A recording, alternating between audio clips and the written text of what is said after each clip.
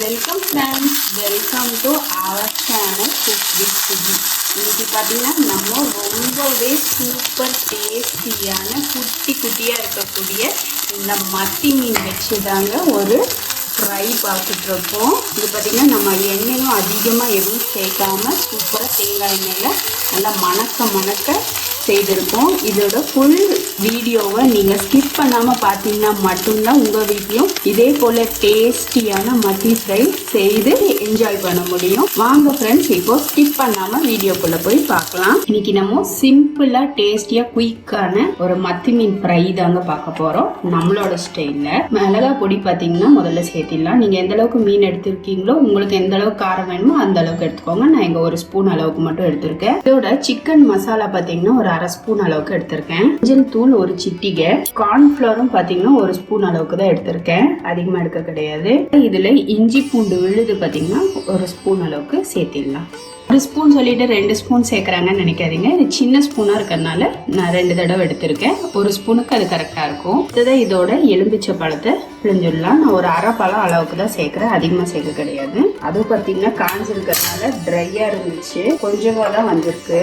நம்ம இன்னைக்கு கொஞ்சமா தான் மீன் எடுத்திருக்கோம், அதனால இது போதுமானது நமக்கு. இப்போ இதுக்கு தேவையான அளவு உப்பும் சேர்த்துடலாங்க. இப்போ முதல்ல இது எல்லாத்தையும் நல்லா கலந்து விட்டுறலாம். இதில் பார்த்தீங்கன்னா நம்ம எதுவுமே சேர்க்கல, சிக்கன் மசாலா மட்டும்தான் சேர்த்துருக்கோம். இந்த போல் சிக்கன் மசாலா சேர்க்கும் போது பார்த்தீங்கன்னா நமக்கு இந்த ரோட் சைட்ல எல்லாம் கிடைக்கும் இல்லைங்களா மீன், பார்த்தீங்கன்னா அது மாதிரி டேஸ்ட்ல இருக்கும், நமக்கு ரொம்பவே சூப்பராக இருக்கும். நம்ம இன்னைக்கு ஒரு 1/2 கிலோவுக்கு கம்மியாக தான் மீன் எடுத்திருக்கோம், அதனால க்ளீன் பண்ணி பார்த்தோன்னா நமக்கு அதிலும் கம்மியாக தான் இருக்கும். அதனால தான் நான் சின்ன ஸ்பூன்ல அளவுகள் எடுத்திருக்கேன். இதை எல்லாத்தையும் நல்லா மீனோட எல்லா பக்கமும் பரவலா படுற மாதிரி கலந்து விட்டுக்கலாங்க.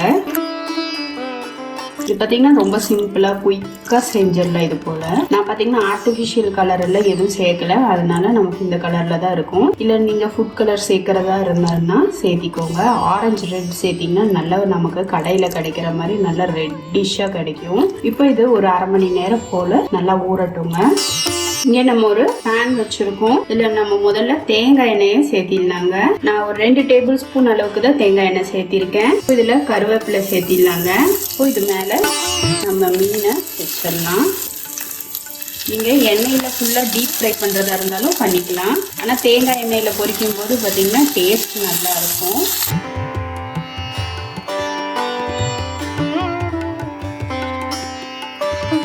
இது போல் கருவேப்பிலை சேர்த்திட்டு வறுக்கும் போது அந்த கருவேப்பிலையோட ஃப்ளேவரோட நமக்கு பார்த்தீங்கன்னா மீன் ரொம்ப சூப்பராக இருக்குங்க டேஸ்ட்டு. என்னதான் இருந்தாலும் கேரளத்து கைங்கிலி கேரட்டு கைங்கிலிங்கிறாங்க. தேங்காய் எண்ணெய் பொரிக்கும் போது மீனோட ஸ்மெல்லு செம்மையாக இருக்குன்னு எனக்கு புகழ்ந்துட்டு இருக்காங்க. இப்போ இதை திருப்பி போட்டுடலாங்க. 1 சைடு வெந்ததும் திருப்பி போட்டுடலாம். மீன் பார்த்தீங்கன்னா நல்லா பொடிசா சூப்பராக இருக்குங்க, ரொம்ப சூப்பராக இருக்கு. நம்ம ஸ்லோ ஃப்ளேமில் வச்சு தான் குக் பண்ணிட்டு இருக்கோம். இந்த கருவேப்பிலை மணத்தோட உங்களுக்கு பார்த்தீங்கன்னா மீன் அந்த அளவுக்கு இப்போவே நமக்கு சாப்பிடணும் போல இருக்கு. ஆனால் இன்னொரு சைடு வேகணும்.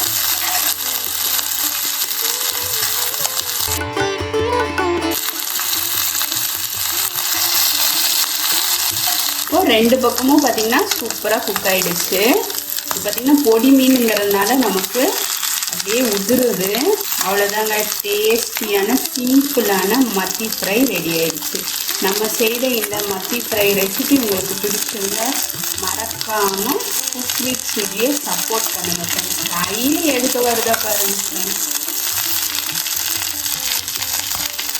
உங்களுக்கு இந்த மத்தி ஃப்ரை பிடிச்சிருக்கும் நம்புறேன். வீட்டில் மறக்காமல் ட்ரை பண்ணி பாருங்கள். மறக்காமல் குக் வித் சுஜியை சப்போர்ட் பண்ணவும் பெல் ஐக்கானோட ஆளுங்கிற ஆப்ஷனும் கிளிக் பண்ண மறந்துடாதீங்க. இது வரைக்கும் வீடியோவை ரொம்ப பொறுமையாக பார்த்துக்கிட்டு ரொம்ப நன்றி ஃப்ரெண்ட்ஸ். தேங்க்யூ.